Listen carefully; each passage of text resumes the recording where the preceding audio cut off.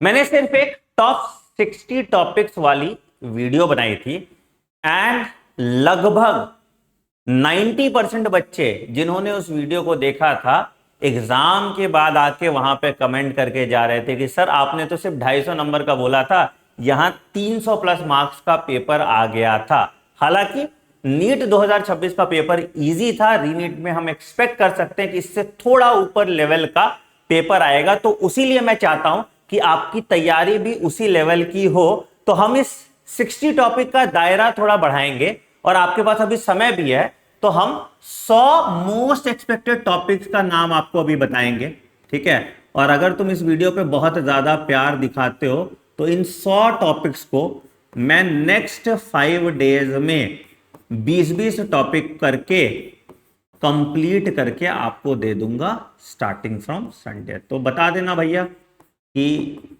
कितना एक्साइटेड हो तुम इस सीरीज के लिए। और मैं ये भी बताता हूं कि कैसे इन टॉपिक्स को हम फाइंड आउट करते हैं, थोड़ा तुमको समझ में आएगा। तो हम क्या करते हैं, हम सिंपल है लास्ट 10-15 साल का पेपर लेते हैं, ठीक है, और उसके बाद हम एक एआई बेस्ड टूल पे एनालाइज करते हैं कि भैया कितने सवाल आए हैं और कौन से टॉपिक्स हाई वेटेज हैं, कौन सा ऐसा टॉपिक है जिससे हर साल सवाल आते हैं, कौन सा ऐसा टॉपिक है जिससे पीरियोडिकली सवाल आते हैं, और कौन सा ऐसा टॉपिक है जो सवाल नहीं ही देता है। तो उसके बेसिस पे हम कुछ इस तरह से निकालते हैं। तो तुम देखोगे अगर हम लिविंग वर्ल्ड की बात करें तो लास्ट 10 साल में रीनीट वीनीट सब मिला के मैं बता रहा हूं 28 पीवाईक्यू आए थे, ठीक है, 120 एनसीईआरटी लाइंस कवर हुए थे और 5 टॉपिक से ज्यादातर सवाल आए थे। ये टॉपिक्स का लिस्ट आपको है, इसकी पूरी पीडीएफ आपको मेरे टेलीग्राम चैनल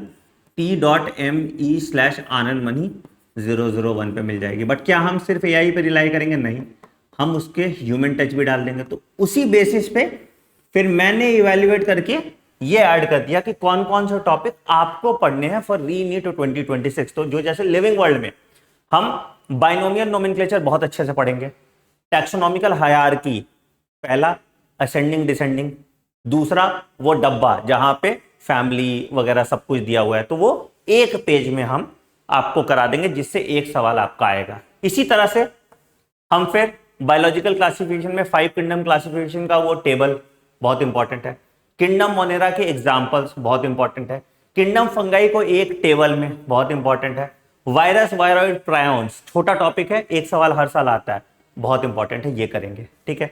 फिर प्लांट किंगडम में एल्गे सबसे ज्यादा इंपॉर्टेंट है और एक इंपॉर्टेंट है that is alteration of generation. हालांकि ये आपके सिलेबस में नहीं है बट घुमा फिरा के इस पे सवाल आता है, तो ये भी हम करेंगे, ठीक है। अच्छा, फिर एनिमल किंगडम की बात करें तो एनिमल किंगडम के जितने एग्जाम्पल्स हैं हम उसको एक जगह याद करेंगे, बेसिस ऑफ क्लासिफिकेशन क्या है उसको याद करेंगे, और हर ऑर्गेनिज्म का कैरेक्टरिस्टिक फीचर क्या है डिफरेंशिएशन टेबल में हम आपको करके दे देंगे, ठीक है।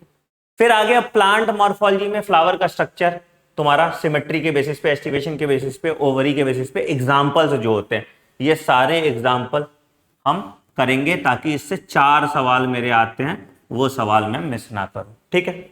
अच्छा, दूसरा एनाटॉमी में कंपैरेटिव टेबल सिर्फ dicot stem, dicot leaf, monocot stem, monocot leaf, dicot root, monocot root, इसका कंपैरेटिव टेबल 5 मिनट में तुमको मैं पूरा याद करा दूंगा, ठीक है। फिर अगर आप स्ट्रक्चरल ऑर्गेनाइजेशन इन एनिमल्स की बात करते हो तो यहां पे हम एनिमल टिश्यू बेसिक्स करेंगे, थोड़ा सा, बहुत ज्यादा नहीं करेंगे, ये सिर्फ बेसिक एक एक लाइन कहां पे क्या प्रेजेंट है, इसका पोजीशन कहां है, ठीक है। और इसके अलावा हम क्या करेंगे, इसके अलावा हम फ्रॉग को अच्छे से पढ़ेंगे। फ्रॉग से हर साल 3 क्वेश्चंस हमको देखने को मिला है, तो ये तो हमको बहुत ज्यादा हाई ऑर्डर थिंकिंग मतलब हाई प्रायोरिटी टॉपिक है मेरा, ठीक है। फिर आ जाते हैं cell the unit of life. Cell the unit of life में आपको देखने को मिलेगा एंडो मेम्ब्रेन सिस्टम पे कितना सवाल आता है ना, ऑलमोस्ट हर साल सवाल आता है। न्यूक्लियस और क्रोमोसोम पे हर साल सवाल आता है। प्रोकैरियोटिक सेल पे बेसिक्स पे कुछ सवाल आता है, एंड सेल थ्योरी के जो साइंटिस्ट हैं उन पे सवाल आता है, तो हम उसको जल्दी जल्दी करेंगे। मतलब जहां से सवाल आता है सिर्फ उस पार्ट को मेंशन करके हम पूरा कंप्लीट करेंगे। बायोमोलिक्यूल्स की बात करेंगे तो बायोमोलिक्यूल्स में एंजाइम्स और स्ट्रक्चर जितने भी हैं, जैसे ग्लाइसिन का स्ट्रक्चर हो गया, सीरीन का स्ट्रक्चर हो गया, है ना, वो स्ट्रक्चर हम करेंगे। एंजाइम पे हर साल सवाल आता है, क्लासिफिकेशन ऑफ एंजाइम पे आता है, कोफैक्टर पे सवाल आता है ना, तो एंजाइम्स हम अच्छे से करेंगे। फिर रही बात cell cycle in cell division की, तो देखो माइटोसिस, तो सेल साइकिल पे जो की कैरेक्टरिस्टिक लाइन है उस पर सवाल आता है।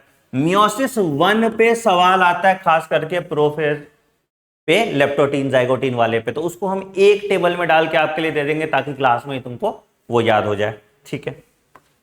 फिर फोटोसिंथेसिस से बात करेंगे तो C3 C4 का जो कंपैरेटिव टेबल है उससे आधे प्रॉब्लम तुम्हारे सॉल्व हो जाते हैं। और light reaction PS1 PS2 cyclic versus non cyclic photophosphorylation पे सवाल आता है, वो हम एक टेबल में करके आपको देंगे। फिर रेस्पिरेशन इन प्लांट में क्रेब्स साइकिल पे खूब सारा सवाल पूछा जाता है, प्लस कितना एनर्जी प्रोड्यूस हो रहा है, कहां से, कितना एटीपी, कितना NADPH, वो पूरा एक कंपैरेटिव टेबल। और रेस्पिरेटरी कोशेंट, जैसे फैट का हमको पता है 0.7 है, प्रोटीन का 0.9 है, कार्बोहाइड्रेट का 1 है, उस पर सवाल आता है, ठीक। तुम सब कुछ देखोगे, यही चीज हम यहां पे भी डिस्कस कर रहे हैं। फिर प्लांट ग्रोथ एंड डेवलपमेंट में प्लांट ग्रोथ रेगुलेटर, ये भी एकदम मैसिव मैसिव मैसिव फ्रीक्वेंटली आज टॉपिक है, ठीक है, ठीक। उसके बाद आपका जाते हैं breathing and exchange of gases पे। रेस्पिरेटरी वॉल्यूम, ये भी मैसिव मैसिव मैसिव फ्रीक्वेंटली आज टॉपिक है, और मैकेनिज्म ऑफ ब्रीदिंग बहुत इंपॉर्टेंट है, ठीक है।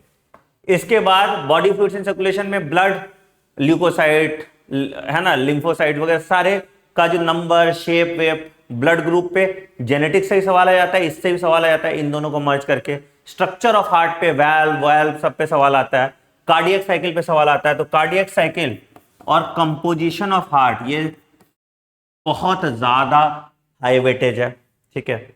उसके बाद हम बात करेंगे अगर एक्सक्रीटरी प्रोडक्ट्स यानी एलिमिनेशन की, तो यहां पे क्या है, आपको देखोगे मोड्स ऑफ एक्सक्रीशन ऐसे करके, है ना, अमोनोटेलिक जो है उस पे, और सबसे ज्यादा आता है कहां रीअब्जॉर्प्शन हो रहा है, कहां सिक्रीशन हो रहा है ना, इन सब पे डिटेल में। तो यूरिन फॉर्मेशन पे हम बहुत अच्छे से बात करेंगे, काउंटर करंट मैकेनिज्म पे बात करेंगे, and regulation of kidney function, regulation of kidney function पे भी हम बात करने वाले, ठीक है।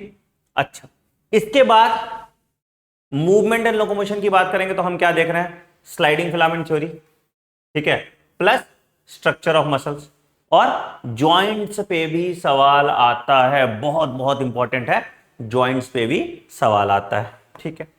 उसके बाद न्यूरल कंट्रोल एंड कोऑर्डिनेशन की बात करेंगे तो क्या दिख रहा है आपको, स्ट्रक्चर ऑफ न्यूरॉन और CNS, इन दोनों पे बहुत ज्यादा सवाल आता है, it is also frequently asked topic, ठीक है।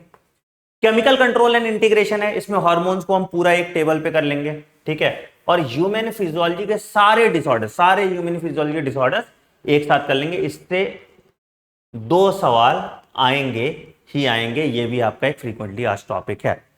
फिर अगर हम बात करेंगे क्लास 12 की, तो क्लास 12 में सेक्सुअल रिप्रोडक्टिव फ्लाइंग प्लांट में माइक्रोस्पोरोजेनेसिस, मेगास्पोरोजेनेसिस और पॉलिनेशन पे सवाल आता ही आता है, मतलब ये तो एकदम तुम मिस ही नहीं कर सकते हो, ठीक है। इसके साथ ही तुम देखोगे ह्यूमन रिप्रोडक्शन में गैमेटोजेनेसिस, oogenesis और स्पर्मेटोजेनेसिस, स्पर्मिएशन, इंसेमिनेशन, इन सब पे सवाल आता है। मेंस्ट्रुअल साइकिल पे सवाल आता ही आता है, और ये तो क्रिटिकल थिंकिंग है, ये अच्छे से आना चाहिए, रैंक डिसाइड करता है तुम्हारा। और एक एम्ब्रियोनिक डेवलपमेंट पे सवाल आता है कि भैया फर्स्ट मंथ में क्या था, सेकंड मंथ में क्या था, फलना ठिकाना, ठीक है। अच्छा, इसके बाद रिप्रोडक्टिव हेल्थ पे IUD पे सवाल आता है, असिस्टेड रिप्रोडक्टिव टेक्नोलॉजी पे सवाल आता है, एंड सेक्सुअली ट्रांसमिटेड डिजीज पे सवाल आपको देखने को मिलेगा। तुम सारा यहाँ पे देखो IUD टाइप्स देखो आया है, मैच द फॉलोइंग टाइप का सवाल आता है, यहाँ देखो क्लियरली सब कुछ लिखा हुआ है। Principle of inheritance and variation में इनहेरिटेंस ऑफ 1 जीन पे सबसे ज्यादा सवाल आता है, खास करके ABO ब्लड ग्रुप, जो हम उधर ही करा देंगे। दूसरा टेस्ट क्रॉस पे सवाल आता है, को डोमिनेंस वर्सेस इनकम्प्लीट डोमिनेंस पे सवाल आता है, और उसके बाद फिर जेनेटिक डिसऑर्डर्स पे हमको सबसे ज्यादा सवाल देखने को मिलता है, देखो यहाँ पे है ना, जेनेटिक डिसऑर्डर्स पे हमको सबसे ज्यादा सवाल देखने को मिलता है। मॉलिक्यूलर की बात करोगे तो चागाफ रूल पे सवाल आता है, न्यूक्लियोसोम के स्ट्रक्चर पे सवाल आता है, हर्से एंड चेज एक्सपेरिमेंट पे सवाल आता है, लैक ओपेरॉन पे सवाल आता है, DNA फिंगरप्रिंटिंग के VNTR पे सवाल आता है। तो उसके हिसाब से हमने टॉपिक्स यहां से निकाल लिए, ठीक है।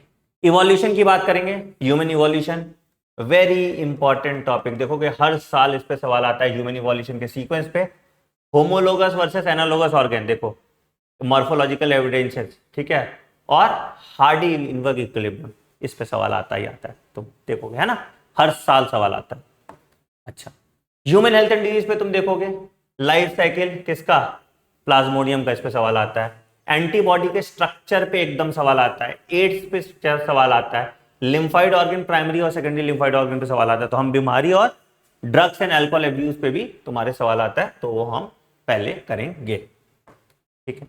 माइक्रोब्स, अगेन माइक्रोब्स पे सिर्फ सबसे इंपॉर्टेंट चैप्टर है, इसको एक चीज नहीं छोड़ेंगे, इसको एक ही टेबल में हम पूरा कंप्लीट करके आपको दे देंगे। तो मैच द फॉलोइंग टाइप, स्ट्रक्चरोमाइसिस, ये सारे है ना, पीरियोडिक में नॉस्टाकैनाबिना पे सवाल आता है। ये तो पूरा ही चैप्टर करना है, इससे 2 क्वेश्चन गारंटीड और बहुत इजी हो जाएगा। 15 मिनट में चैप्टर करेंगे, जिससे तुम्हारा 8 नंबर यहां से आ जाएगा, ठीक है।